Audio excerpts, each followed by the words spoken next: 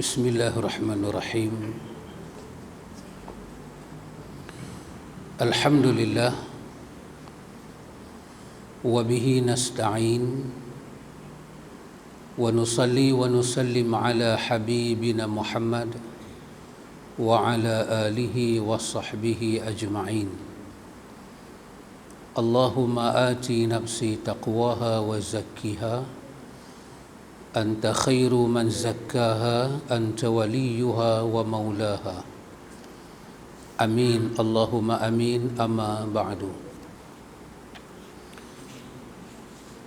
Ikhwatul iman, ikhwatu fid din, a'azakumullah wa uhibbukum fillah. Usikum wa iyaya bitaqwallah faqad faza man ittaqa. Alhamdulillah. Ikhwan, a'azakumullah wa uhibbukum fillah. Dengan limpah kurnia daripada Al-Fattah, daripada Al-Alim, kita menyambung bacaan kita. Kita masuk pada muka surat 44 pada perkataan Imam Ibn Rajab Hambali, iaitu di bawah tajuk hati yang sehat. Penulis menyebut, dia kata Imam Ibn Rajab Al-Hambali rahimahullahu ta'ala berkata, hati yang selamat adalah hati yang selamat dari seluruh penyakit dan hal-hal yang dibenci. Hati yang selamat juga hati yang di dalamnya tidak ada sesuatu pun selain cinta kepada Allah, dan apa sahaja yang dicintainya, takut kepada Allah, dan takut akan apa sahaja yang menjauhkannya daripadanya. Ini perkataan Imam Ibn Rajab Hambali dalam memberi sedikit panduan kepada kita apakah makna qalbun salim. Jadi hati yang selamat adalah hati yang mentauhidkan Allah dan selamat dari syirik. Hati yang selamat adalah hati yang tunduk kepada hukum Allah dan Rasulnya, iaitu hati yang taslim atas perintah dan larangan Allah Ta'ala. Dan hati yang selamat adalah hati yang mudah menerima kebenaran, bersegera dan berlomba-lomba dalam kebaikan. Inilah hati yang selamat, sebagaimana firman Allah Ta'ala, Ya ayyuhalladzina amanu stajibu lillahi walirrasuli idza da'akum lima yuhyikum. Wahai orang-orang yang beriman, penuhilah seruan Allah dan Rasul apabila dia menyerumu kepada sesuatu yang memberi kehidupan kepada kamu. Hati yang selamat juga seperti jawapannya orang-orang beriman yang disebut oleh Allah Ta'ala, Innama kana qawlal mu'minina Iza du'u ila Allahi wa rasulihi liyahkuma bainahum an yaqulu sami'na wa ata'na wa ulaika humul muflihun. Hanya ucapan orang-orang mukmin yang apabila mereka diajak kepada Allah dan Rasulnya agar Rasul memutuskan perkara di antara mereka, mereka berkata, kami dengar dan kami taat, dan mereka itulah orang-orang yang beruntung. Ikhwan, a'azakumullah, ini di antara yang disebut oleh penulis kepada kita tentang hati yang selamat.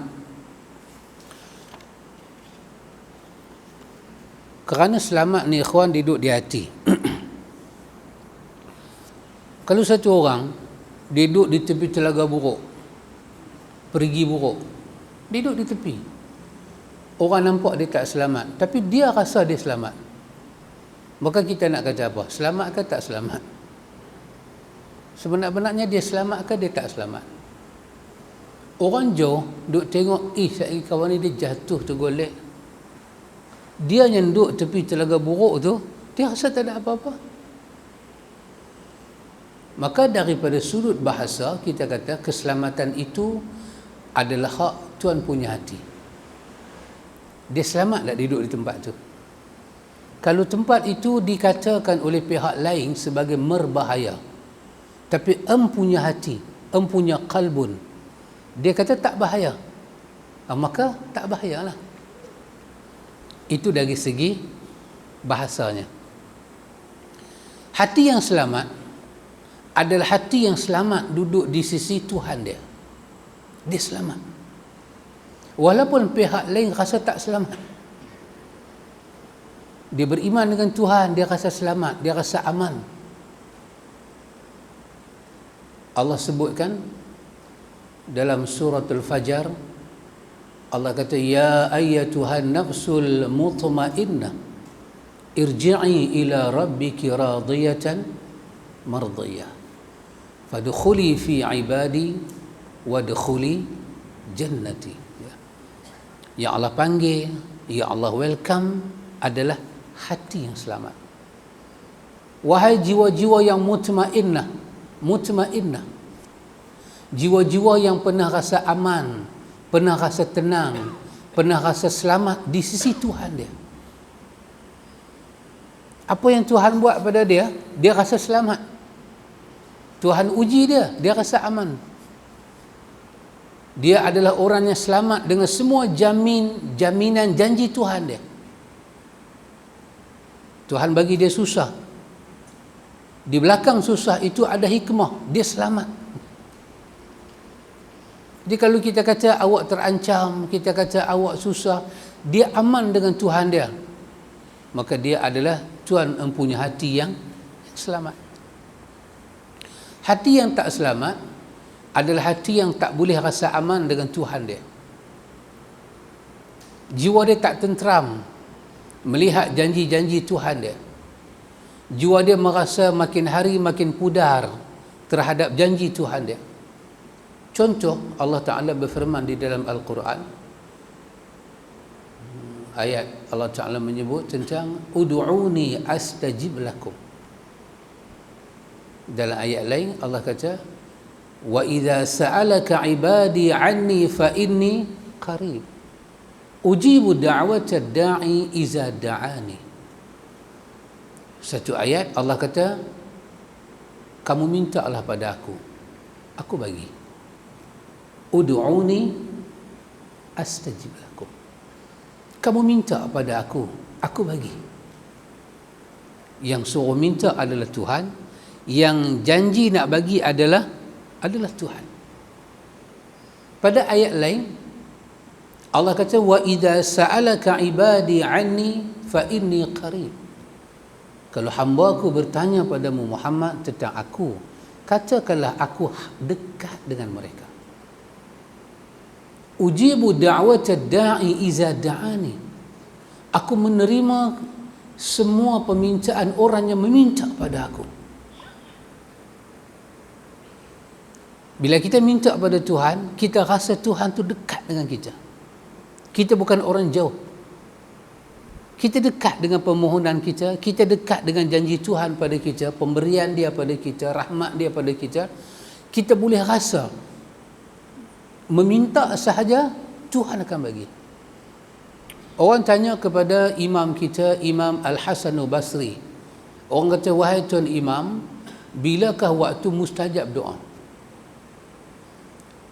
Dalam senarai banyak-banyak waktu mustajab doa ni banyak. Hujan lah, tengah malam lah.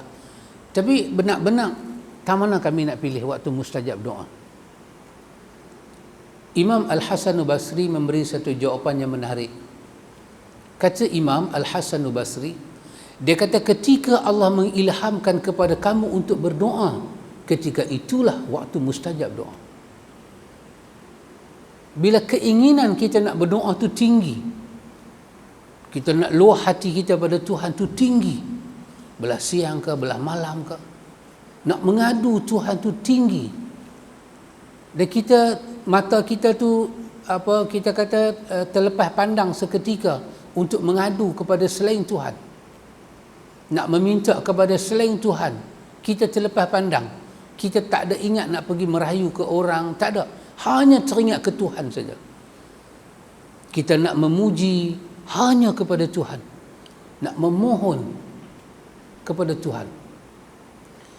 Ketika itu ketahuilah, bila Allah bangkitkan naluri, keinginan, kemahuan, ketamakan jiwa nak merayu pada Tuhan, ketika itulah Tuhan membuka kepada kita pintu al-ijabah, pintu penerimaan. Ya subhanallah. Orang mukmin, orang yang jiwa dia aman, jiwa dia selamat, jiwa dia hidup dengan benda ni. Walaupun di depan mata dia adamul uqu' al-maw'ud, dia tak nampak lagi yang dia duk minta pada Tuhan itu ada, dia tak nampak lagi. Benda itu masih adamul uqu' al-maw'ud, yang Tuhan janji itu belum ada lagi. Tuhan janji nak makbul doa, tapi doa tu belum termakbul lagi. Mata dia tak nampak lagi. Sekarang ni masa dia meminta pada Tuhan, tapi yang dia minta itu belum lagi terhasil. Itu tidak menyebabkan dia ragu kepada janji Tuhan. La yushakkikannaka fil wa'di. Keraguan itu tak boleh dibangkitkan dalam diri dia terhadap apa yang Tuhan janjikan kepada dia. Tak ada. Keraguan itu tidak berjaya meragukan dia kepada apa yang Tuhan janji kepada dia. Wa in tu'ayyana zamanuhu, walaupun masa dia telah ditentukan. Dia tidak ragu dengan Tuhan dia. Dia aman. Dia setia. Jiwa dia tenang. Meminta dan meminta dan meminta. Lebih-lebih lagi Nabi kata apa pada kita ikhwan? Nabi kata doa adalah, antum masih ingat Nabi sebut apa pada kita? Doa adalah ibadat. Doa ibadat. Dalam riwayat Abi Daud, doa adalah ibadat. Masa Nabi menghuraikan ayat ud'uni astajib lakum, Nabi kata ad-du'a huwal ibadah. Doa adalah sebuah permohonan, betul. Tetapi doa bernilai ibadat. Doa adalah sebuah permohonan, itu betul. Muslim berdoa, orang bukan Islam berdoa di atas nama sebuah permohonan, adalah betul. Semua meminta pada Rabbul Alamin. Tapi doa adalah sebuah ibadat. Tidak semua orang akan dapat makam ibadat. Siapa yang akan duduk pada label ibadat? Dan kita kena tahu apa nilai ibadat. Nilai ibadat adalah penyelamat. Dalam ibadat ada barakah. Setiap kali kita beribadat pada Allah ditulis pahala ganjaran. Dan ibadat yang kita lakukan, seperti kata Imam Ibn Qayyim dalam kitab dia Miftah Darus Sa'adah, setiap ibadat yang kita lakukan dan ibadat itu diterima di sisi Allah, barakah ada kita akan dapat di dunia lagi, apatah lagi di akhirat.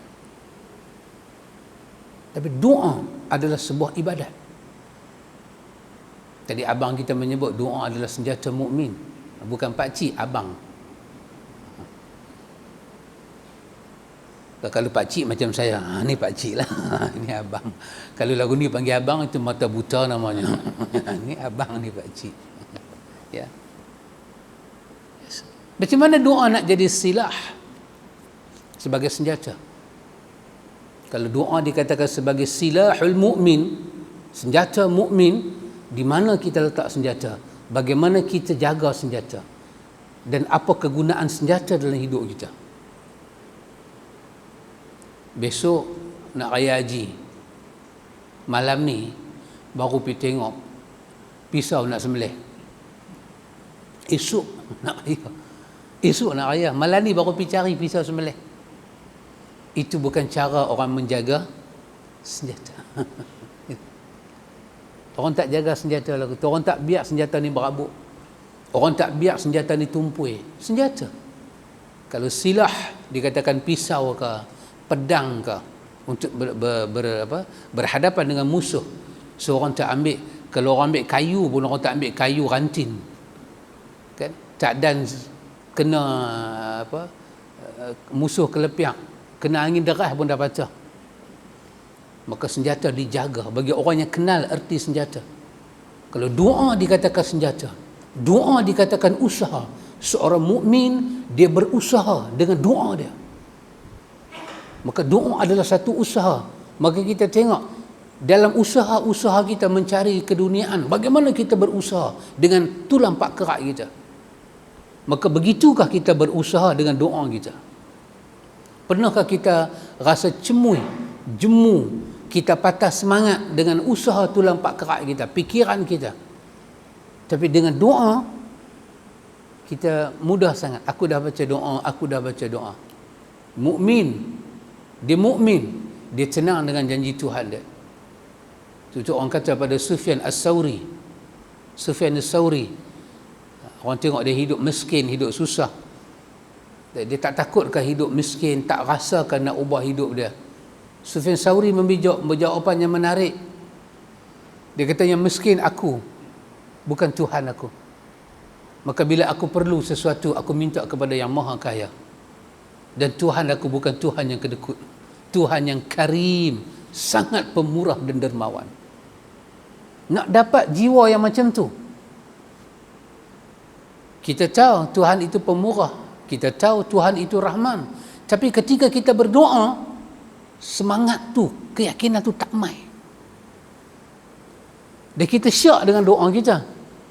Boleh ke dapat? Tuhan boleh bagi ke kat aku macam ni?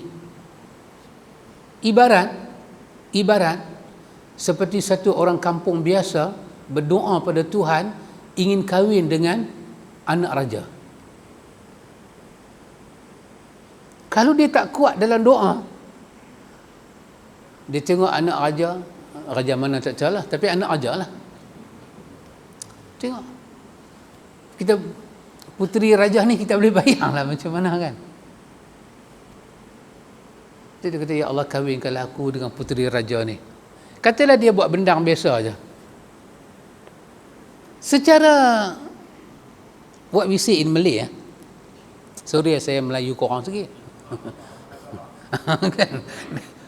Secara logik di sini kan, rasional seorang pesawah miskin, income tax pun tak cari dia, bolehkah dia kahwin dengan seorang yang berada di istana? Seperti kata Johari Teh. Kenal Johari Teh? Tak kenal tak apa, bukan rukun iman pun. Johari Teh ada sebut dalam dia punya lagu. Dia kata kau ibarat merak kayangan, sedangkan aku gagak di rimba. Bukan aku ni lah gagak di rimba, penyanyi itulah. Apa duk pergi tengok kawan ni pula. Itu lagu, bukan saya, itu lagu. Ya. Dia tak masuk akal. Tapi apabila satu orang dia berdoa, ya Allah kahwinkanlah aku dengan puteri raja, dan dia tahu dia bukan darah raja, dia pun tak boleh pakai kuning. Kalau dia pakai kuning, dia terkena demam kuning. Dia tak sinonim dengan kuning. Tapi dia pernah berdoa, dia tengok anak puteri raja dia berkenan. Kalau dia tidak memiliki kekuatan dalam berdoa dan mengharapkan Tuhan, doa tak akan jadi usaha dan senjata untuk dia. Tak akan terjadi apa yang dia nak. Tapi kalau dia berdoa dengan bersungguh-sungguh, ud'uni astajib lakum, tidak ada halangan untuk Tuhan memakbulkan doa dia. Berapa banyak yang kita panggil syarifah ni kahwin dengan orang yang apa-apa pun tak ada. Bukan Syed, bukan apa. Ada syarifah kahwin dengan mamak. Ada syarifah kahwin dengan mamak. Bini saya syarifah, saya mamak. Saya tak ada apa-apa. Semak perut lagi ada. Jadi ada orang yang keturunan Syed kahwin dengan orang yang Syed kahwin dengan Boyan pun ada. Tak tahu nak kata apa. Dapat anak tak tahu nama apa. Fikir 2-3 malam. Fikir, buka mata, luruh habis ni, kening-kening ni. Tak tahu nama apa. Tapi jodoh.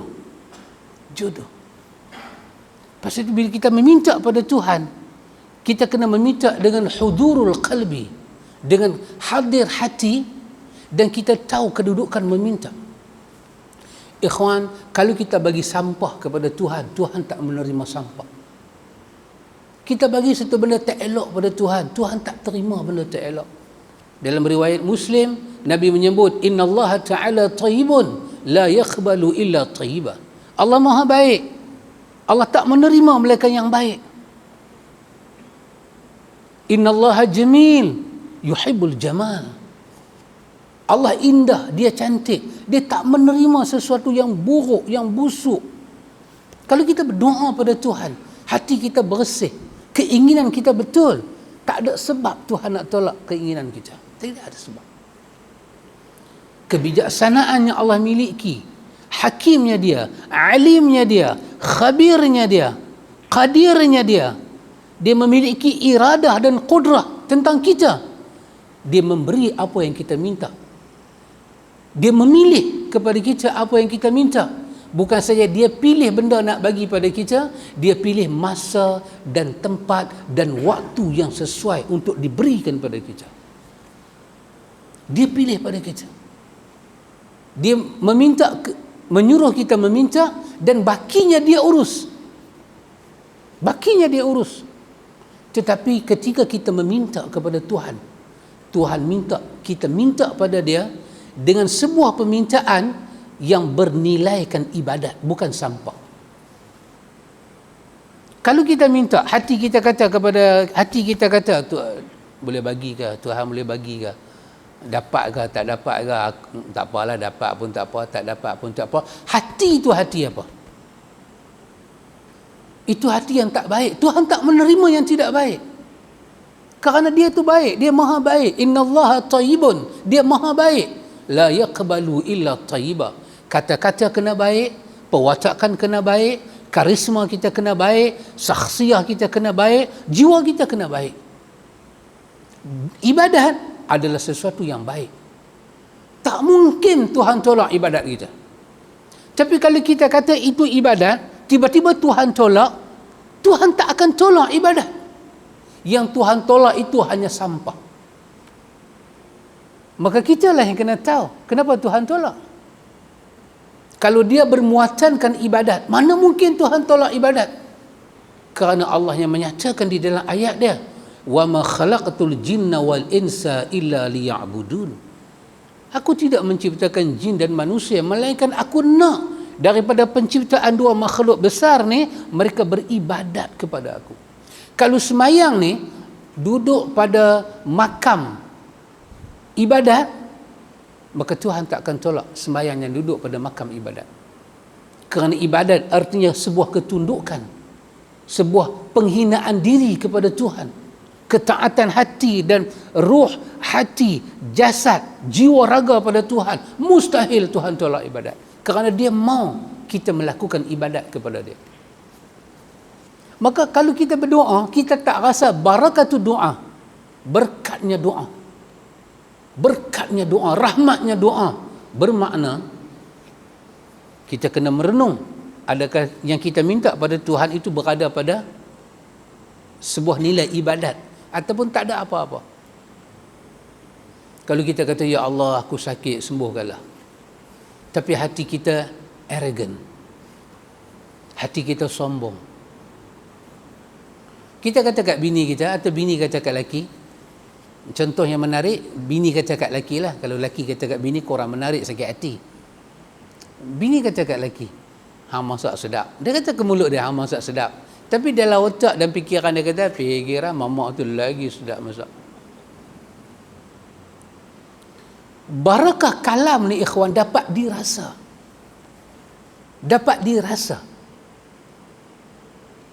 Had dia sebut tu ikhlas, kata ikhlas lain bab. Tapi berkat kalam tu ada. Orang perempuan dikatakan ada apa? Ada apa? Melayu panggil apa? Saya nak bergerak orang putih takut tak faham. Saya kena teran Melayu ni. Dia ada insting.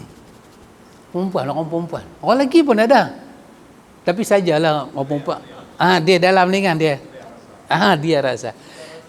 Dia tengok lelaki dia balik lambat sikit, dia tahu ni balik kuliah ke balik mana. Dia tahu.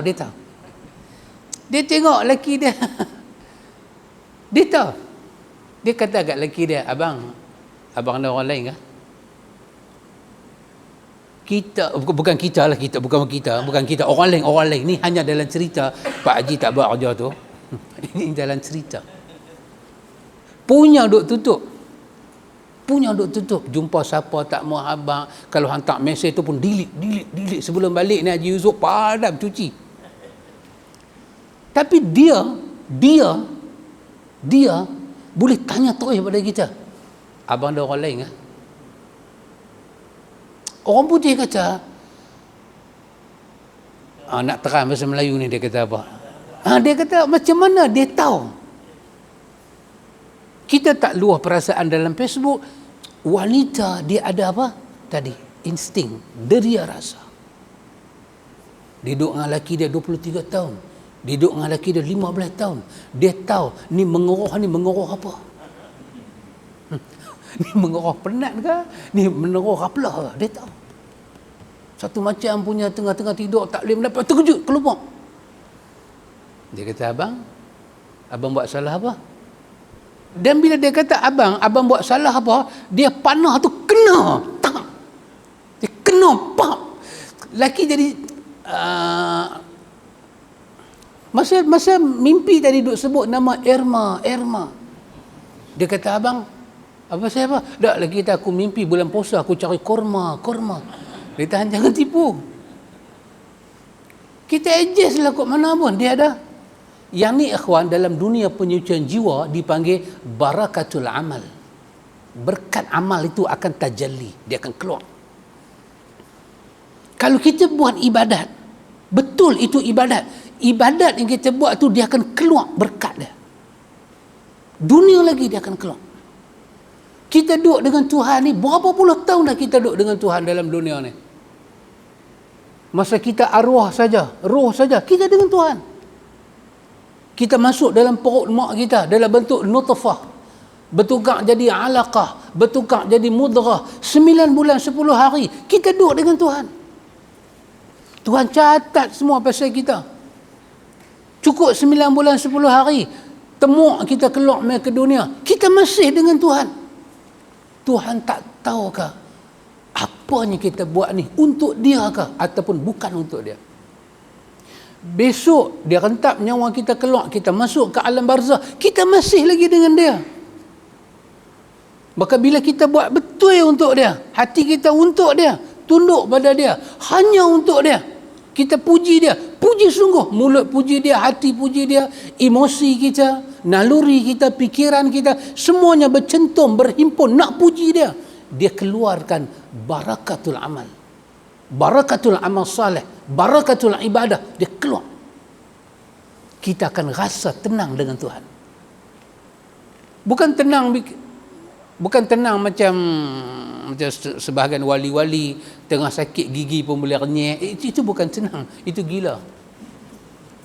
Tenang ni maksud dia hati dia tak lari, tak berganjak dengan Tuhan, tak berganjak, tu maksud dia tenang. Matahari dia duduk di tempat dia, maka matahari itu tenang di tempat dia, dia tak bergenjak. Sakinah bermakna tak bergenjak, hati dia tak teringat nak bergenjak. Laki dia buat macam mana pun kat dia, laki dia ataupun bini dia buat raplah macam mana pun kat dia. Kemarin hari Jumaat minta nak minum kopi, sampai Sabtu tak dapat lagi. Dia kata lupa.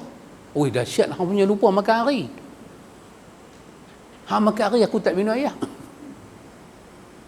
Macam mana pun huru-hara rumah tangga jadi pada dia, dia sakinah. Sakinah bermakna tak bergenjak hati dia. Dia nak duduk dalam rumah tangga tu juga. Sakinah.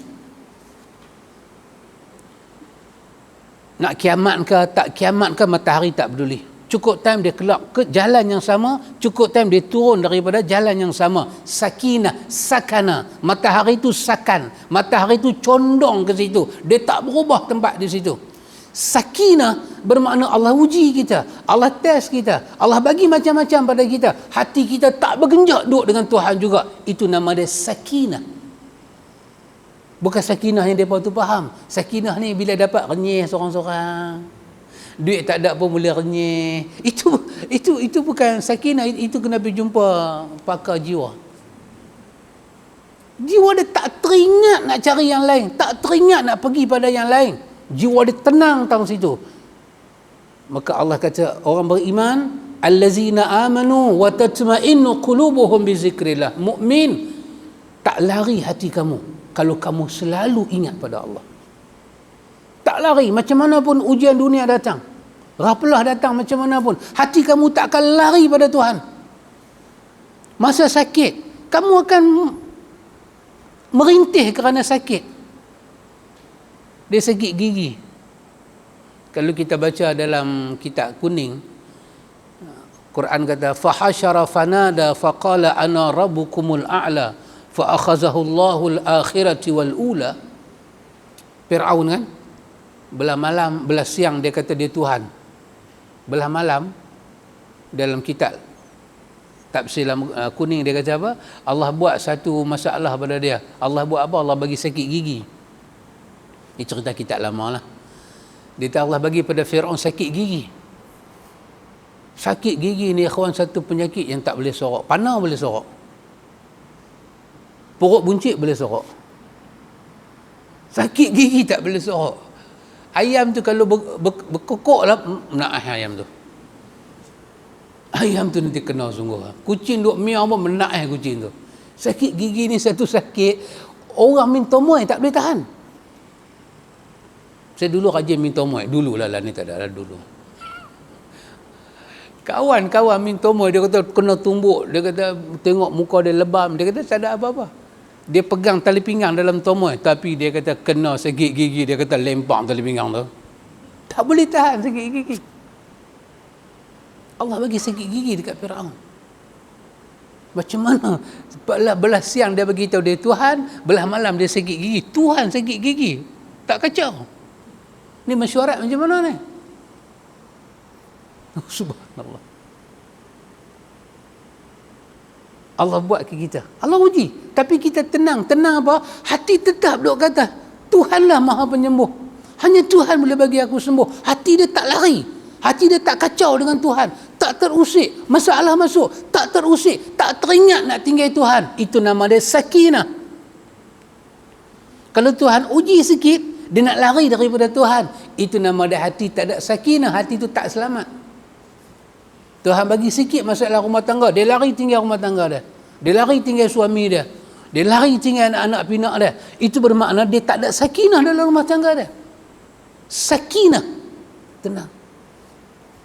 Tapi bayang, kita nak dapat sakinah ni macam mana nak dapat? Nak dapat tenang hati, aman hati. Kita tak tinggal anak kita apa jadi pun.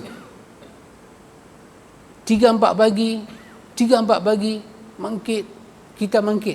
Berapa banyak? Kadang-kadang setengah orang tak tahu. Betul abang? Abang, 2 kali dah panggil abang. Berapa banyak setengah orang tak tahu pengorbanan suami tengah malam. Betul? Mamang ni abang tu mamang. Berapa banyak orang tak tahu suami tukar lampin anak kerana nak bagi bini tidur. Ada tak suami lagu tu? Pak Cuk, ada tak suami lagu tu? Ada, ni lah suami tu. Saya tahu muka, saya tahu. Ni semua bangkit 3 pagi. Tukar lampin, tukar baju, tukar kain. Anak.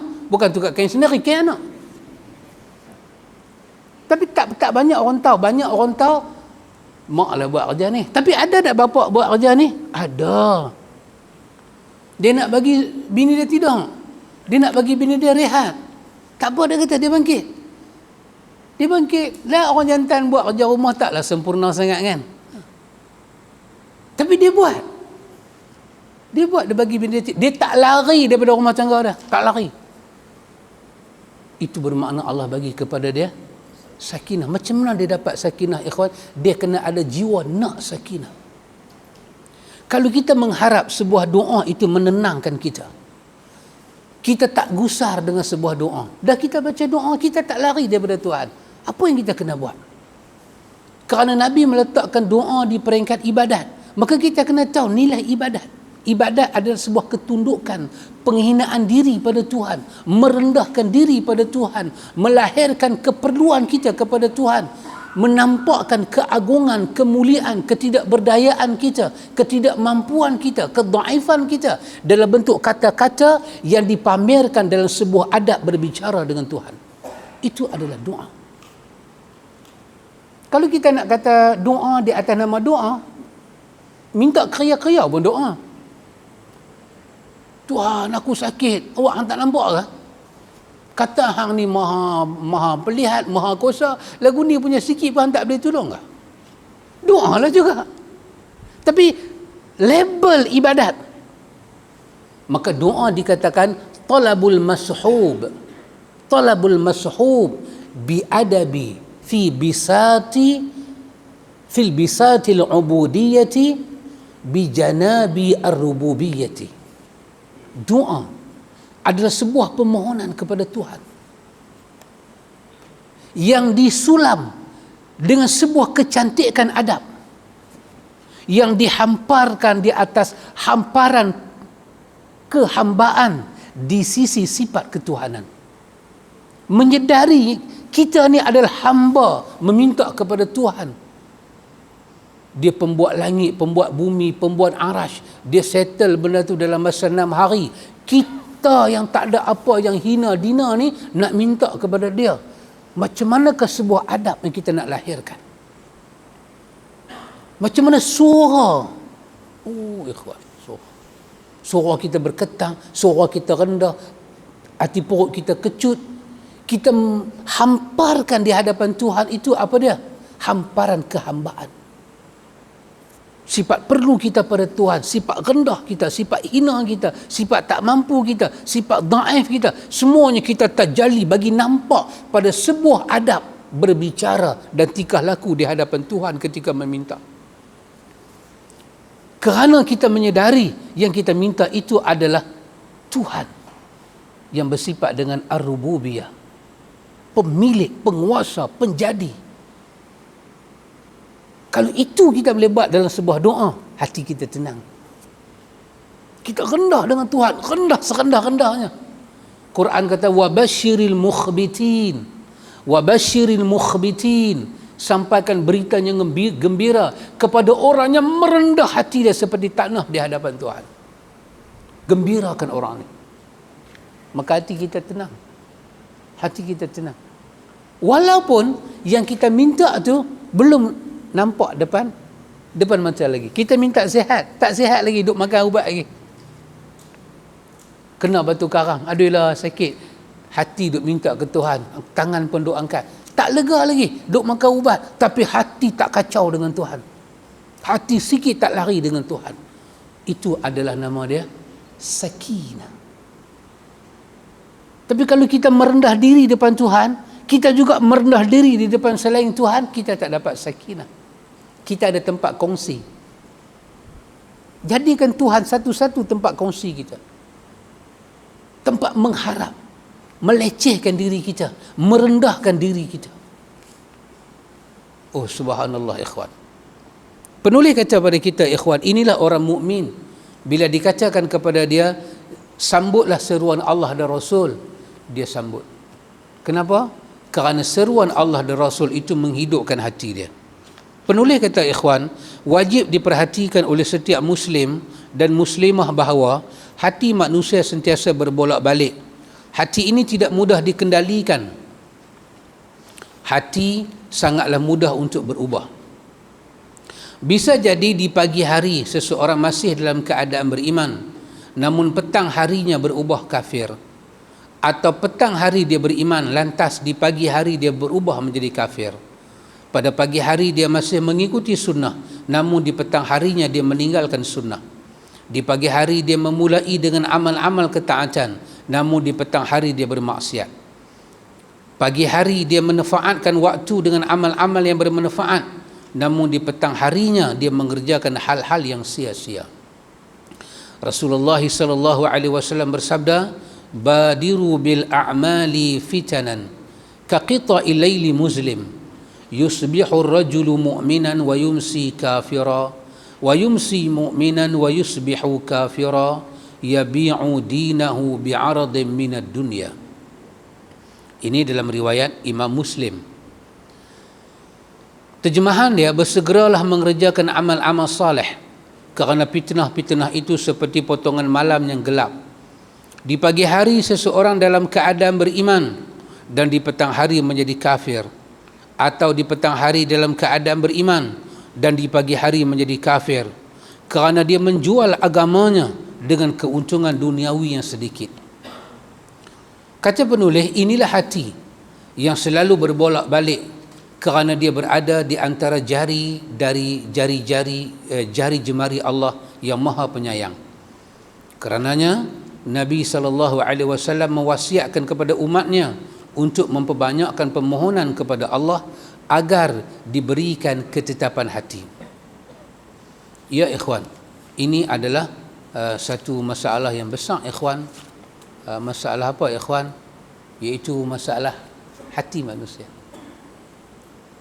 Kita, kalau kita tak belajar Al-Quran dan Sunnah, kita tak tahu makna tenang tu apa. Kita rasa tenang ni bahagia. Bahagia tu tenang. Bila kita dapat apa yang kita nak, bahagia. Kita rasa lagu tu. Kita tak rasa macam kita abang tadi. Tenang tu bermakna jiwa tak lari tinggal Tuhan. Walau apa jadi.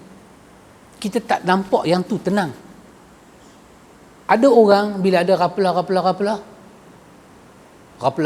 maknanya banyak raplah lah tu. Bila baca dengan plural kan dia banyak raplah. Pergi umrah. Dia kata dia tengok Kaabah dia rasa tenang. Dia balik raplah pula.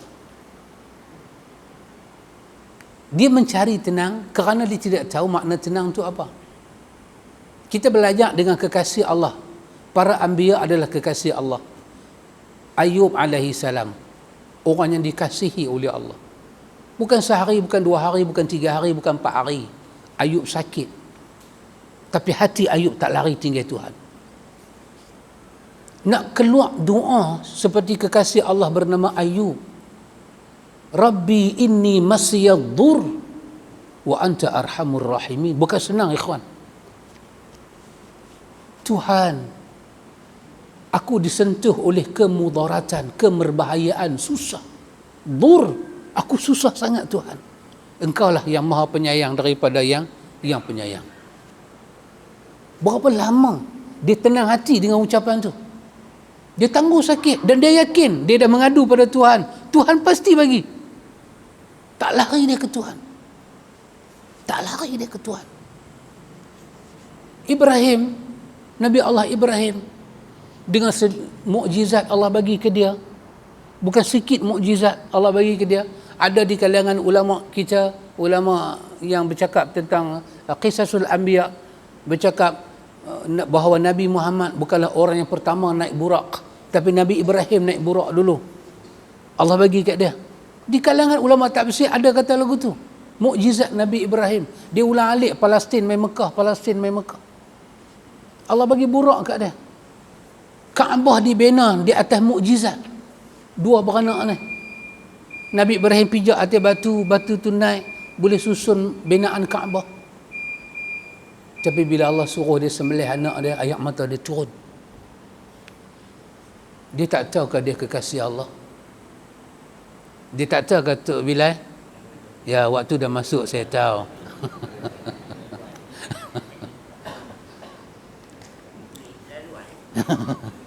Silakan.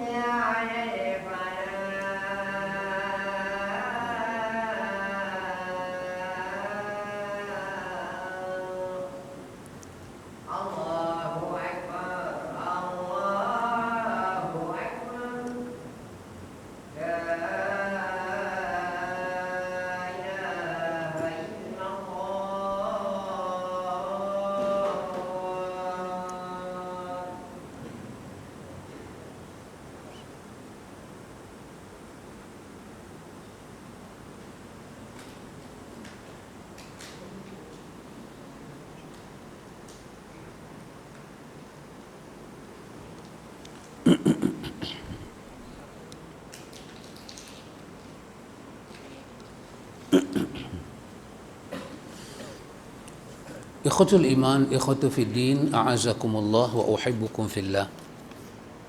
Ikhwan, demikian itulah makna sakinah yang kita nak ambil tahu sikit sebanyak, supaya kita tahu kita ini memiliki jiwa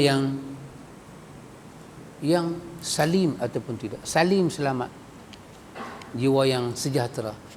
Sejahtera di sini yang penulis sedang bagi tahu pada kita, sejahtera dengan Tuhan. Kenapa ikhwan?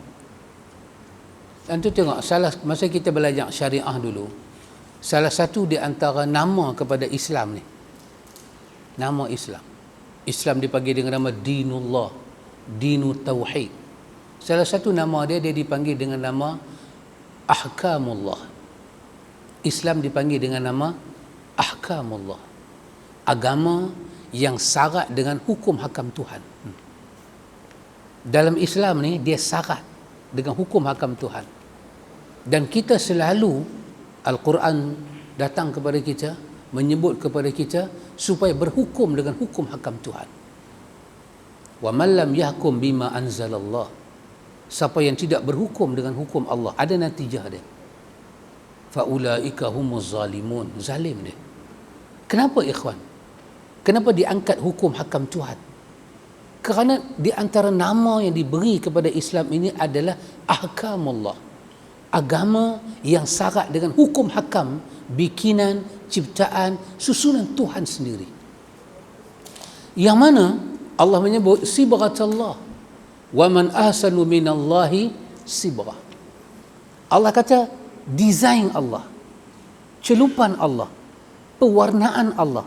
Allah yang telah mencipta agama ni dengan satu desain dia. Allah tak ambil fikiran malaikat, tak ambil fikiran manusia, tak pakai fikiran jin. Dia pakai ilmu dia untuk design, untuk buat apakah landscape kepada agama ini. Dia buat. Sibghatullah, celupan Allah, pewarnaan Allah. Allah yang color sendiri agama ni. Sifat dia, rukun dia, apa yang ada dalam dia, Allah buat sendiri. Wa man ahsanu minallahi sibghah. Maka Allah kata, adakah siapa yang lebih baik ciptaan dia, rekaan dia, pewarnaan dia daripada Allah? Kenapa kita disuruh kembali pada hukum hakam Allah? Kerana hukum hakam Allah ni, hukum hakamnya Allah sendiri cipta untuk makhluk dia, yang penuh dengan kealiman, yang penuh dengan kebijaksanaan, keadilan, rahmah, kasih sayang, perlindungan, keselamatan, penyelamatan. Sebab yang buat ini adalah As-Salam. Allahumma antas salam wa minkas salam. Tuhan engkaulah As-Salam, daripada engkaulah datangnya As-Salam. Maka hukum hakam Allah ni dia menyelamatkan kita. Dinus salamah. Dia bagi selamat roh kita, jasad kita, bagi selamat. Kita disuruh kembali pada hukum hakam Allah. Dia menyelamatkan nyawa kita, akhlak kita, harta benda kita, keturunan kita, akal kita, semuanya selamat. Dinus salamah. Kerana din ini penuh dengan ahkamullah, hukum hakam Allah. Kalau kita tengok potong tangan tu sebagai potong tangan orang, lepas tu tak ada tangan, dia susah bekerja, kata hukum Tuhan macam mana ni? Dipotong tangan orang. Tapi kalau kita melihat, Quran menyebut nakala minallah wallahu azizun hakim. Bagaimana Allah melemparkan rahmat dia dalam hukum itu. Kegerunan orang, ketakutan orang. Macam mana Allah bagi kepada kita wiqayah, keselamatan. Allah selamatkan kita. Manusia tidak akan pergi kepada yang lain, melainkan dia akan datang kepada agama Allah. Syarat agama ni dengan benda yang Allah cipta, kebaikan dia untuk manusia, dunia dan akhirat. Kenapa dikatakan selagi kita tak kembali pada Islam, kita tak boleh aman? Kerana Allah menyebut. Allah menyebut kepada kita macam tu. Allah kata, wa anibu ila rabbikum wa aslimu lahu. Dalam surah Zumar. Allah kata, Islamlah kamu pada aku. Wa anibu, kembalilah kamu pada aku. Wa aslimu lahu, dan serah diri kamu pada aku. Aku tahu nak jaga kamu. Sekarang ni Tuhan nak kepada kita apa dia? Jiwa kamu tu tenteram tak kalau aku jaga kamu? Kamu rasa aman tak? Kamu rasa tenteram tak? Kamu rasa safe tak aku jaga kamu? Masalah kita bukan ada pada matahari, pada bulan, pada bintang. Masalah kita ada pada hati kita. Kawan tadi dia rasa aman duduk tepi perigi. Apa nak kata dia boleh main kaki pula, goyang kaki. Kita duduk tengok astagfirullah, yang bertaubat kita. Yang duduk enjoy dia. Dia rasa selamat. Allah kata wa aslimu wa anibu. Allah kata semua hampa mai kat aku. Wa aslimu, serah diri pada aku. Dan Islam diberi nama dengan agama istislamu lillah, menyerah diri, jiwa dan raga pada Allah, memohon perlindungan Allah. Allah cipta agama, Allah design agama suruh kita duduk dalam syariat, ada track tu. Dia akan jaga kita, dia protect kita. Satu protection daripada Allah untuk kita. Kita tak tahu. Kita tak tahu hukum hakam Allah. Macam mana nak protect kita? Allah nak bagi kita nampak macam mana dia jaga kita. Dia hantar seorang rasul mai mentajalikan semua benda tu pada kita. Lepas tu Islam daripada dulu lagi ikhwan, Allah tak jadikan dia barang yang datang dalam mimpi, dalam ilham. Allah guna perutusan rasul. Setiap umat ada rasul. Rasul ini akan bagi penjelasan. Mereka bersifat sebagai apa? Rasulan ini yatlu alaikum ayatillah mubayyinat liyukhrijan nas min zulumati ila nur.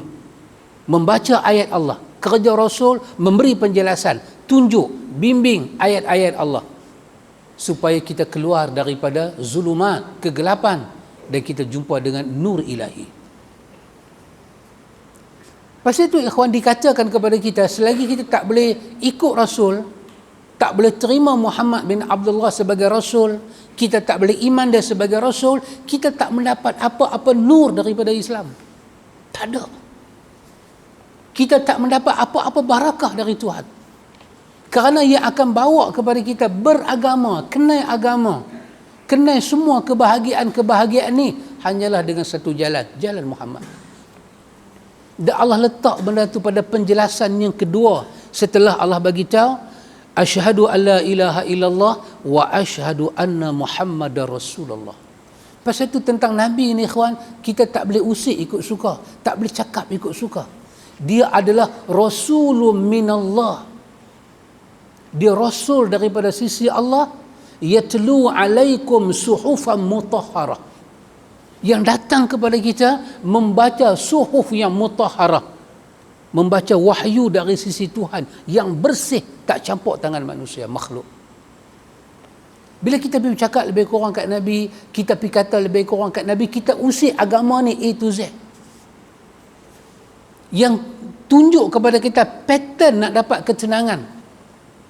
Macam mana kita nak ambil ketenangan, nak duduk atas jalan ketenangan? Muhammad.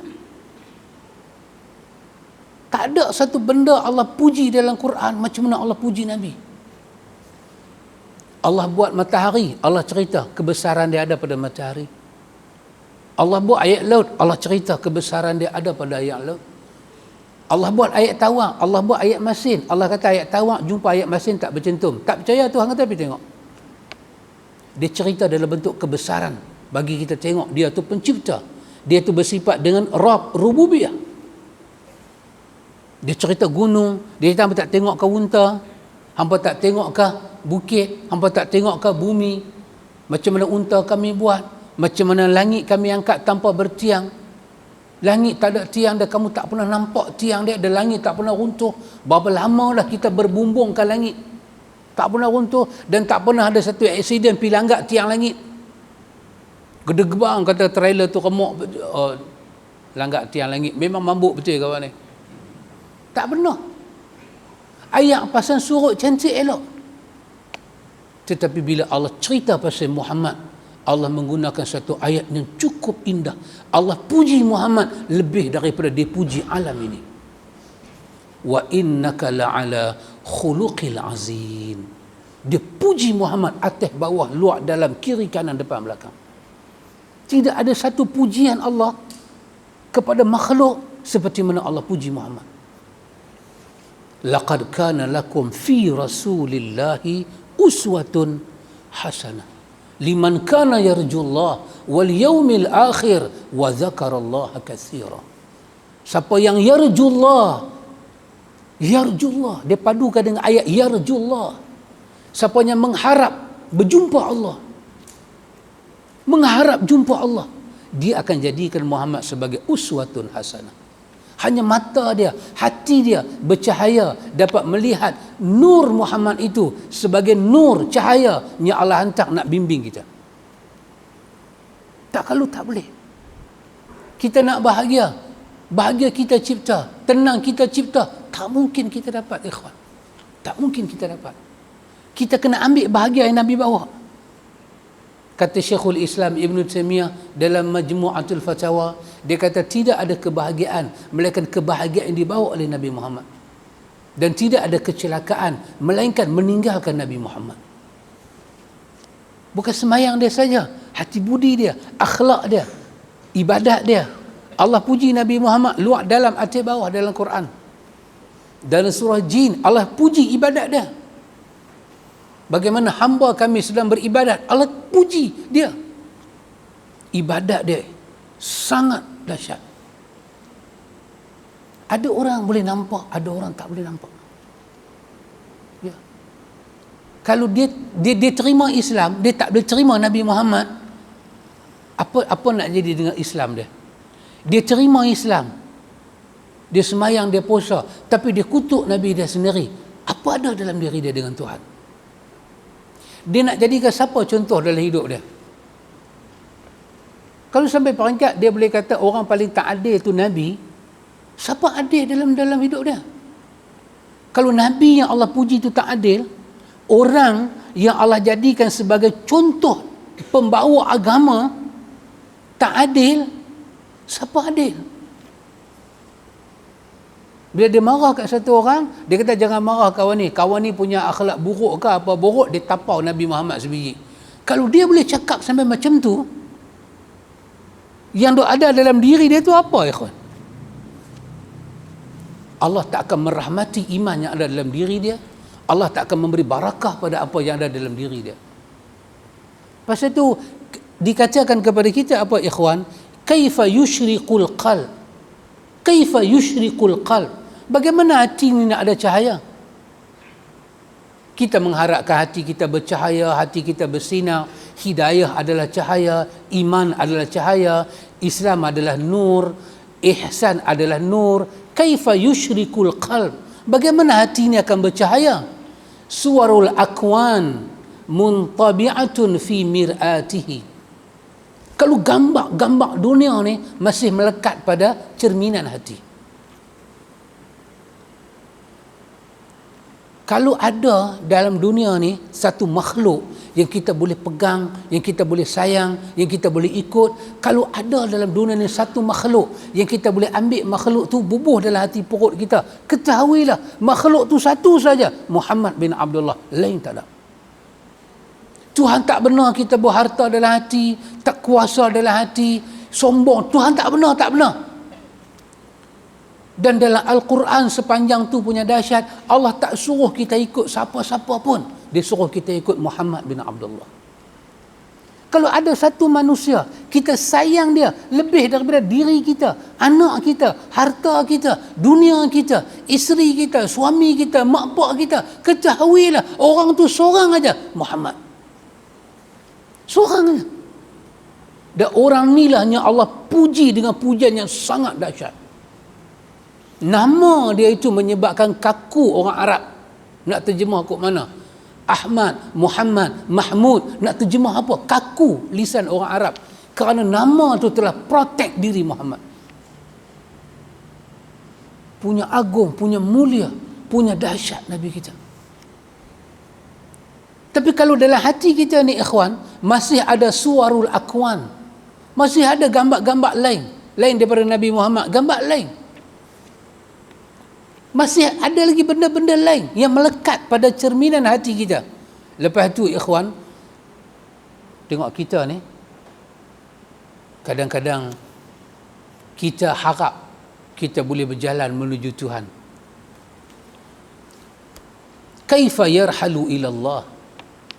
Bagaimana kita boleh berjalan menuju Tuhan dengan hati yang aman, tenteram, wa huwa mukabbilun bi syahawatihi nafsiyati. Kalau hati kita masih terikat dengan syahwat dunia kita, diri kita masih terikat dengan keinginan-keinginan syahwat kita yang bersifat duniawi, tapi kita nak berjalan jumpa Tuhan, kita ikat hati kita di dalam dunia, berapa jauh kita boleh berjalan? Kita nak jadi Nabi Muhammad ni sebagai contoh kita, ya ikhwan, kita kena lepaskan hati kita daripada contoh selain Nabi. Tak, kalau kita tak lebih jauh, tak nampak jauh, tak boleh pergi jauh. Kalau anjing kita ikat leher dia, jauh mana anjing boleh pergi? Lembu kita ikat leher dia, jauh mana lembu tu boleh pergi? Jauh panjang tali ya. Bila tali tu cekang, habis lembu tu tak boleh bergerak.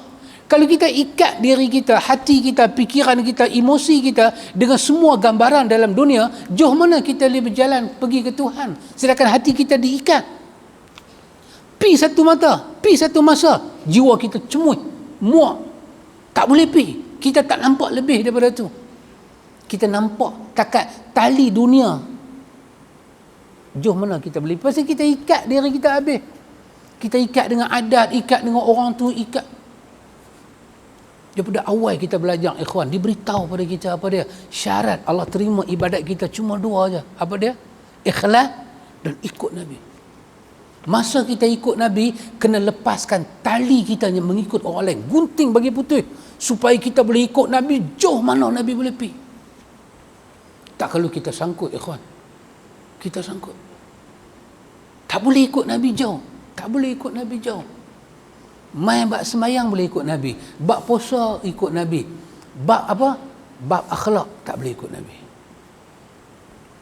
Kita tak boleh cakap macam Nabi cakap. Kita cuma boleh berzikir macam Nabi zikir aja.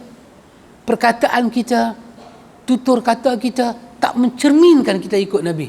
Pasal apa? Pasal hati kita diikat dalam dunia. Mukabbilun bisyahwatihi nafsiyati. Kita ikat, hati kita tak boleh pergi jauh. Kaifa yarhalu ila Allah? Kalau kamu dah ikat hati kamu di dinding dunia, macam mana kamu harap kamu boleh pergi menuju Tuhan? Kamu nak menuju Tuhan ni jauh lagi ni. Kaifa yatma'u an yadkhula hadratallah wa huwa lam yatatahhar min janabati ghafalati. Bagaimanakah kita boleh harap kita ada kedudukan di sisi Allah sedangkan kita belum menyucikan diri kita daripada kelalaian dalam dunia? Dahsyat kita punya lalai ni, teruk ikhwan, hanyut. Teruk. Kalau orang boleh lalai sampai tak kenal mak bapak dia, kira dahsyat lah. Dahsyat lah. Kawan mungkin boleh lupa kawan, tapi lupa mak bapak ni. Kalau mak bapak tak bela dia daripada kecil, lain bab. Ni duduk dengan mak bapak sampai dia berkahwin. Bila dia senang, lenang, kerja semua bagus dah, tak kenal mak bapak dia. Yang ni kira dahsyat lah. Yang ni bukan dahsyat, kira dahsyat. Kira kawan ni betul-betul dia randuk dunia betul.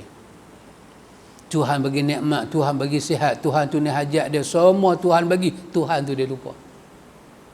Dia tengok matahari, dia kaji matahari, dia begitu dahsyat, hebat matahari.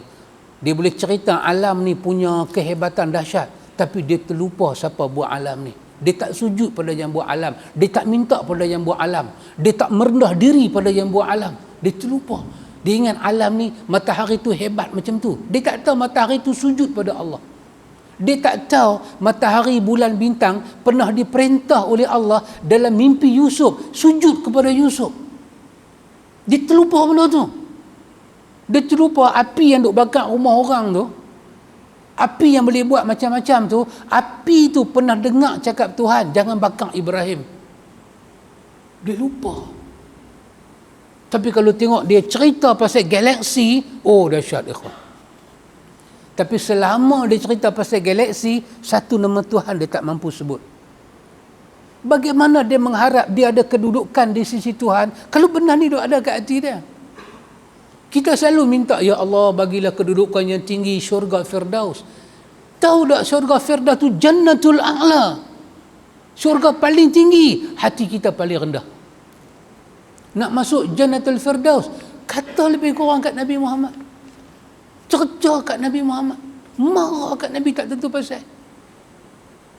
Pasal apa pun tak tahu. Maka dikatakan kepada kita apa dia ikhwan? Kaifa yarju an yafhama daqaiqul asrar wa lam yatub min hafawati. Bagaimanakah kita boleh mengharap kita diberi oleh Allah Ta'ala rahsia dalam ilmu? Daqaiqul asrar, kita mendapat kedalaman ilmu, kelembutan ilmu. Ilmu tu didik kita, ilmu tu belai kita. Sedangkan kita belum bertaubat daripada kesalahan-kesalahan hati kita. Harapan kita tinggi, ya kawan. Tapi penghalang kita dahsyat. Kita minta pada Allah. Kita kalau boleh kita harap, ya kita ada satu masalah, kita angkat aja tangan, masalah kita selesai. Bukan tak boleh. Allah boleh buat lagu tu. Tak ada menghalang Tuhan buat lagu tu. Tapi hati kita ni penuh dengan debu yang melekat. Pada cerminan hati kita ni semuanya muka makhluk, bukan Allah Ta'ala. Macam mana, kawan? Kita tengok muka bini kita, nampak muka orang lain. Nampak heroin lama. Takkan kita nak ambil gambar heroin lama tu tempel kat dahi muka bini kita? Kalau kita tengok muka bini kita, kena nampak bini kita. Kalau tengok muka orang lain, jangan nampak bini kita, kena nampak orang lain lah. Kita duk, ya Allah, bagilah hidayah. Masa mulut duk minta petunjuk, mulut duk minta hidayah, hati kita ni melekat tebal melekat tebal suarul akwan, gambar-gambar potret dunia. Tak nampak Tuhan.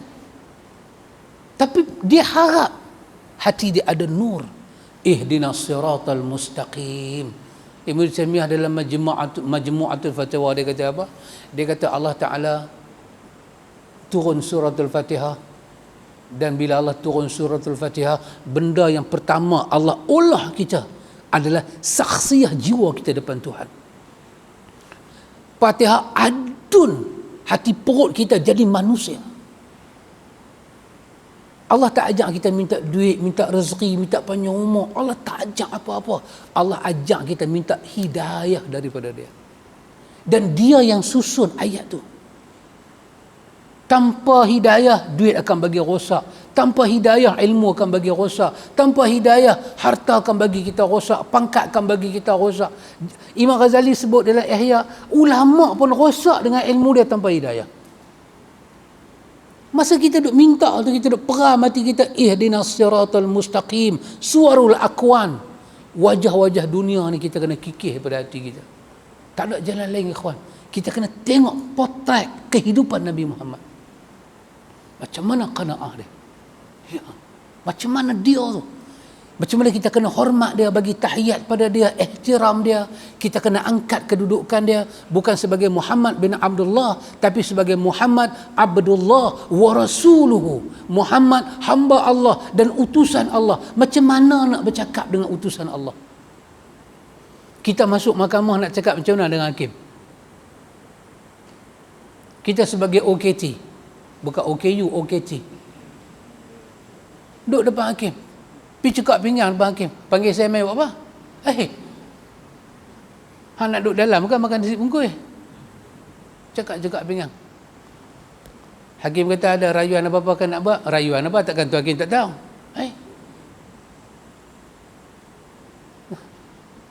Tengok pendakwa raya cakap bukan-bukan. Tengok pendakwa raya, ni pun satu masalah juga. Tak ada benda lain nak ni orang. Dia pergi cakap lagu tu pendakwa raya, tu kira dah lama duduk luar tu. Mahkamah tu sebagai satu benda besar, hakim sebagai orang nak mengeluarkan hukum, kita sebagai pesalah dibicarakan, macam mana nak masuk, Atikah nak masuk. Katalah kawan kita jadi hakim. Assalamualaikum. Alamak, nasib baik hang jadi hakim, tak kalau mampu aku. Boleh pergi hebat lagu tu. Dia boleh kena, dia tolak dia pergi kod lain, dia tak boleh pakai pasal tu kawan kita. Kita mesti hormat. Ya Arif, ya Arif, saya bersalah ya Arif, saya minta rayuan. Saya ni pun bukanlah senang sangat, saya minta rayuan. Mahkamah Mulia, Tuan Arif bijaksana, tolonglah bagi kemaafan pada saya dan ringankanlah hukuman pada saya. Macam tu. Ikut sukang lah, nak bagi aku berapa-apa ingat aku tak ada duit lah, aku bayar pakai visa card lah, apa lagu tu punya duk bercakap depan hakim, selamat lah. Itu hakim ikhwan, tak ada kena mengena dengan kita. Nabi Muhammad, Nabi Muhammad, Nabi Muhammad, Nabi Muhammad. Boleh kita bercakap lebih kurang kat dia? Tak boleh. Kita cakap lebih kurang kat Nabi kita, ada satu benda akan jadi pada kita. Apa dia? Allah cabut iman dalam hati kita. Allah cabut hidayah dalam hati kita. Sebab huwa Rasulullah. Dalam azan nama dia.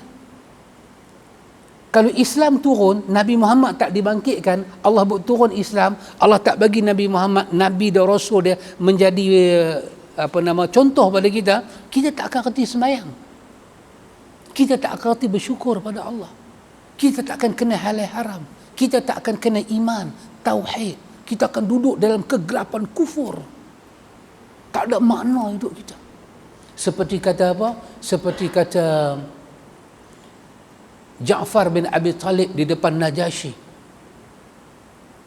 Ayyuhal malik, kunna ahlal jahiliyati na'budul asnam. Wahai tuanku tahu tak kami siapa? Zaman kami tak kenal Nabi Muhammad, kami penyembah berhala. Kami tak tahu Tuhan. Na'kulul maitah, kami makan bangkai. Benda-benda tak disembelih. Na'til fawahish, kami buat semua benda keji bagi jatuh maruah. Wa nusi'ul jiwar, kerja kami sakiti jiran tetangga. Hatta aslahana hadzal din, sehinggalah Allah hantar Rasul ni mengelokkan kami dengan agama ni. Kalau kita boleh kata lebih kurang kat Nabi Muhammad, agama apa yang kita pakai dalam diri kita ni? Kalau kita tak mau jadikan Nabi Muhammad sebagai contoh kita, ibadat apa kita nak buat ke Tuhan ni? Kita tak mau contoh sembahyang Nabi, sembahyang apa kita nak bagi ke Tuhan? Tuhan tak mau. Tuhan mau ibadat. Tuhan bukan mau sampah. Tuhan mau ibadat. Ibadat tak ada jalan. Mereka kena tiru Nabi. Iman, kena percaya Nabi sebagai Rasulullah. Dia kena letak dia di tempat yang sepatutnya. Muhammad Rasulullah, Muhammad hamba Allah, Muhammad Rasulullah. Dia cakap lebih kurang tak kena pasal dia, kita keluar daripada agama besar ini. Oh subhanallah ikhwan. Ada orang rasa bahagia boleh kata kat Nabi. Itu bukan bahagia ikhwan. Itu adalah apa dia? Serpihan neraka yang sedang masuk ke dalam hati dia. Bacalah kitab Imam Ibn Qayyim yang bernama Miftah Darus Sa'adah. Sebelum Tuhan bubuh orang tu dalam neraka di akhirat, Tuhan bagi neraka di dunia dekat dia. Daripada mulut dia, akhlak dia, semuanya menunjulkan dia ahli neraka. Oh dahsyat ikhwan, menakutkan, mengerikan. Jangan buat lebih kurang lagu tu. Terutama kita orang Islam. Dan kita ni, kita nak marah ke orang ni pasal apa? Kalau kita pergi marah pasal dia ikut Nabi, ni marah apa?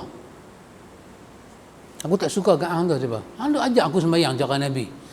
Kalau tak sembahyang lagu Nabi, nak sembahyang lagu siapa? Saya repeat saya punya perkataan, Tuhan bukan mau sampah.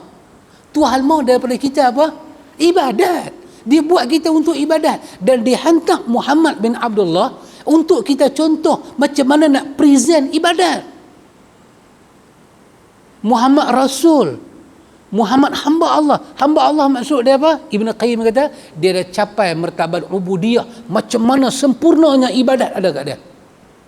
Dan dia utusan Allah. Semua hal agama kena tanya kat dia. Kena ambil dari dia. Kita pergi marah. Orang yang sembahyang macam Nabi.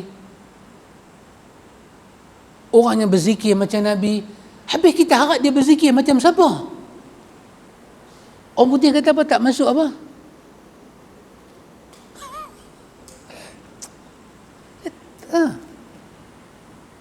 Kita selama kita sembahyang, apa bukti hujah kata kita buat tu sama dengan Nabi?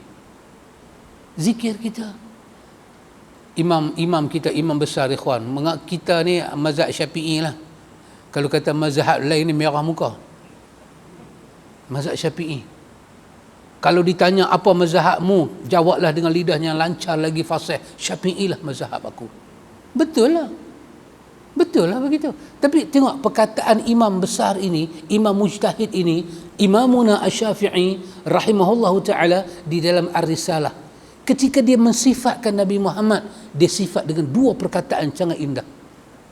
Ketika dia menghuraikan apa makna ikut, apa yang Nabi buat, kita buat. Apa yang Nabi tak buat, kita tak buat. Ketika dia hurai benda ni dalam Ar-Risalah, dua benda ni naik. Apabila Nabi buat satu benda, kita ikut buat. Dan Nabi tak buat, kita ikut tak buat lagu tu. Dia kata itulah makna ittiba'. Itulah makna ikut. Kalau benda Nabi buat, kita buat. Benda Nabi tak buat dalam ibadat, kita pergi buat. Itu bukan makna ikut. Tuan Haji Arsyad kata kat saya, lagi lepas kuliah kita nak makan di belakang, ikut saya. Tuan Haji pergi ikut tu, saya pergi ikut ni.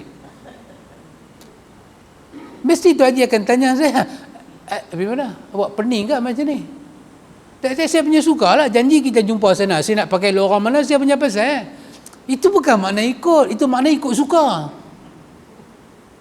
Ikut ni lain. Qudwah ni lain. Imam rokok, kita rokok. Itu nama dia qudwah. Imam i'tidal, baru kita i'tidal. Imam baru Allah, kita dah sujud. Dengan tahiyat semua cantik dah bagi. Itu bukan makna ikut. Itu ikut suka. Kita kena ikut. Kalau Nabi baca zikir ni, kita bacalah zikir tu. Kalau Nabi buat benda ni, kita buatlah benda tu. Itulah makna ikut, ittiba'. Dan yang kedua dia kata, apa dia? Itulah makna kesucian. Bahawa orang yang paling bersih tak buat, kita tak akan buat. Orang yang paling suci di sisi Allah buat, baru kita buat. Kalau kita buat satu benda yang Nabi tak buat dalam bentuk ibadat, seolah-olah kita bercakap dengan another language. Mungkin dengan body language atau apa-apa language, kita kata walaupun orang yang paling suci di sisi Allah tak buat, tapi aku nak buat. Ni apa punya language ni? Ni apa punya isyarat ni? Apa punya isyarat? Cuba suami pergi cakap lagu tu kat bini. Awak hang masak semua sedap lah. Ada satu masakan. Tak, aku ambil oleh punya. Ambil oleh punya. Aku tak ambil dah hang. Walaupun hang pandai masak, tapi bukan makna aku kena masak macam hang. Tengok muka bini kita jadi lagu lah. Kalau dia renyah, dia gila. Tak boleh renyah punya. Apa abang ni? Tak boleh renyah punya. Muka nanti jadi satu macam. Dah jadi satu macam. 9, 10 tak berhenti lagi. 2, 3 macam muka dah jadi. Ni apa? Mamak ni dah buat gila, tak berhenti lagi. Itulah kita, ikhwan. Kita tak faham makna sayang Nabi. Kita tak tahu. Ibadat pun kena lagu Nabi. Pasal itu sunnah ada fi'liyah dan tarkiyah. Fi'liyah buat macam Nabi buat. Tarkiyah tinggal sebiji macam Nabi tinggal. Sebiji macam Nabi tinggal. Orang mati depan Nabi banyak. Orang mati biasa depan Nabi pun ada. Orang mati syahid depan Nabi pun ada. Orang mati sakit pun ada. Mati muda ada. Mati tua ada. Semua macam. Orang mati dalam ihram pun ada depan Nabi. Macam mana Nabi urus semua jenazah ni. Kita buat lagu tu. Tu baru ikut Nabi. Kalau Nabi ratib, kita ratib lah. Nabi pasang kemian tapi mayat, kita pun pasang. Nabi baca, kita pun baca. Bukan pasal kita tak boleh baca, ataupun bukan pasal Nabi tak boleh baca. Nabi tak buat benda tu bukan pasal dia tak boleh baca Quran. Pasal memang perjalanan dia macam tu. Kalau kita rasa, aku boleh baca Quran, aku nak baca. Habis Nabi tak boleh baca Quran lah. Aku nak bagi hadiah. Oh, Nabi tak kerti bagi hadiah ke? Esok Tuhan tanya kita habis. Apatah lagi ikhwan, dah satu tak ikut Nabi, pi cakap lebih kurang kat Nabi. Nabi kahwin tak habaq ke bini dia, Nabi tak adil. Aduh. Ni nak kena mandi ayat Qolah 7 masjid. Oh ikhwan. Tak apalah. Kita rasa macam kita bijak, kita cakap bagus, kita rasa. Tapi di sisi Tuhan, kita duk kata tu kat siapa? Kita orang perempuan. Bukan kita lah, maknanya orang perempuan lah. Cuba sekali kita jalan dengan laki kita, orang kata kat laki kita sebelah kita.